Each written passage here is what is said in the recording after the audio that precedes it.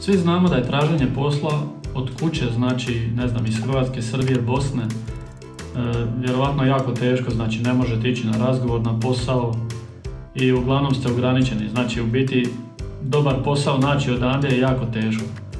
Ova viza vam omogućuje, znači, da dođete u Njemačku, da budete ovdje i da tražite posao. Sad naravno i ovdje ima neki uvjeti koji moraju biti ispunjeni da bi dobili ovu vizu. Prvu stvar koju možete učiniti je da dostavite dokaz o završenoj školi, znači da imate bilo koji fakultet, školu, znači da imate bilo koji fakultet ili školu završenu, morate dostaviti dokaz. Gotovo ako je vaša škola priznata, znači u Njemačkoj, ili je djelomično priznata, šanse su vam veće za dobivanje ove vize. Ako želite recimo raditi u nekoj reguliranoj struci kao što je to zdravstvo, morat ćete imati licencu za rad. Priznavanje diploma ću obraditi u nekom drugom videu, ali uglavnom da znate, znači ako je vaša diploma priznata u Njemačkoj, šanse su vam veće za dobivanje ove vize. Sljedeće što možete učiniti je da dostavite dokaz o položenom nivou njemačkog jezika. O položenom nivou njemačkog jezika, a to bi bio u većini slučajeva B1.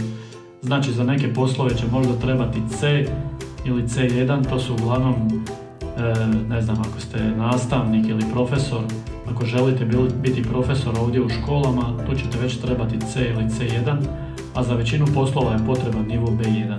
Sljedeće što morate učiniti, morate dokazati da imate siguran, znači, ovdje život, znači da imate dovoljno novca kada dođete ovdje i u biti da nećete biti beskućnik. Jer jedno što morate znati, u tom periodu kada dođete ovdje ne smijete raditi. Znači ako dobijete vizu za traženje posla, u tom periodu dok tražite posao ne smijete raditi. Znači to bi bilo, znači ako imate dovoljno novca, najlakše bi vam bilo da isprintate stanje računa i dostavite to. To bi bio najlakši dokaz da imate osiguran život u sljedećih 6 mjeseci. Sad, mnogi od vas se pitaju kakve izglede nudi takva viza. Takva viza se može izdati na najviše 6 mjeseci i ona se ne može produžiti. Mislim da ovu vrstu viza ne koristi puno ljudi jer u biti samo komplicira stvar. Ovakva vrsta viza možda nije loša za nekog ko ima nekoga u Njemačkoj, pa može doći kod njega i na taj način tražiti posao, jer mislim da će puno lakše biti naći posao na taj način. Znači ako imate, ne znam, prijatelja, rodbinu, da možete biti kod njih neko vrijeme, znači najviše 6 mjeseci vam je ta viza vrijedi i ne može se produžiti.